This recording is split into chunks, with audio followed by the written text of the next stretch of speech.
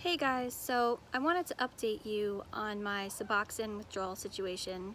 I stopped taking Suboxone in February, so it's been 5 months now that I've been off of it, which is pretty awesome.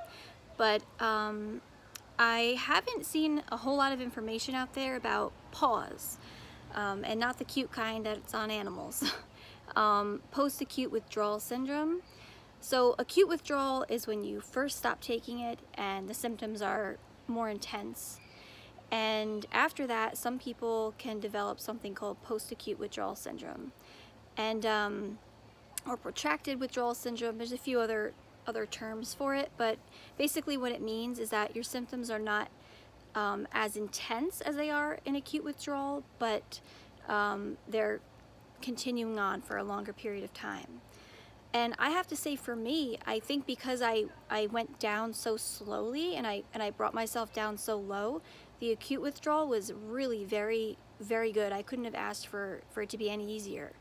But because I was on it for so long, I was on Suboxone for 10 years, and before that, obviously, I was using. So, you know, my body is just really struggling without opiates. And it's been very hard. I have to say, it's been very hard. I have a lot of severe muscle weakness. It comes and goes to a certain extent, although it's always there to a degree, but sometimes it's really, really severe. Every day I have at least a few episodes where it's difficult for me to move at all. It's hard for me to lift my arms. Even just walking a few steps feels like I'm doing arduous exercise. It feels like I have heavy weights that are tied to my body at all times. So it's really unpleasant, and it does make some things difficult. I have to be really careful about, planning activities with the kids outside, which I really like to do. I like to go outside, I like to go hiking with them and things like that. But I have to be very careful and make sure that I can easily get back, that I don't go too far, because it's very possible that I won't be able to do that. So that's hard. And also emotionally, I don't know if this will make sense to anyone, but it feels sometimes like my nervous system is just on fire. Like extreme, anxiety, and then I feel like I'm a bundle of nerves, and I get very agitated very easily, which is not like me. I'm usually pretty relaxed, but I definitely get I get these flare-ups of extreme irritability, which I'm aware of, and I really try to, just talk myself through it. But it is it's a physiological issue. It's not just like a mental issue. It's physiological. My body is just, I have a chemical imbalance, a drug-induced chemical imbalance, and it's going to take time to correct that. So I don't know how long it will take. I'm not sure. And I have to be honest with you, I know, I've gotten this thought before, if I just took an opiate, I would feel so much better. And it's true, right? If I took an opiate, all of these miserable symptoms would be gone instantaneously. It would just be over.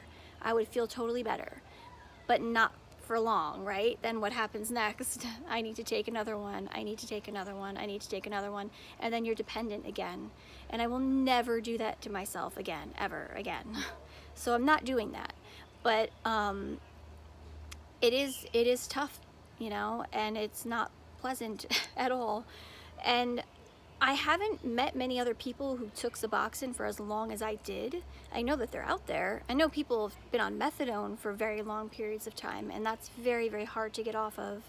But there doesn't seem to be a lot of research available for people like me to be able to really have a good understanding of what, how long is this going to take, how many, we do know in general what the symptoms are, but there's just not a lot of research into it, and there really isn't anything that they can do for you.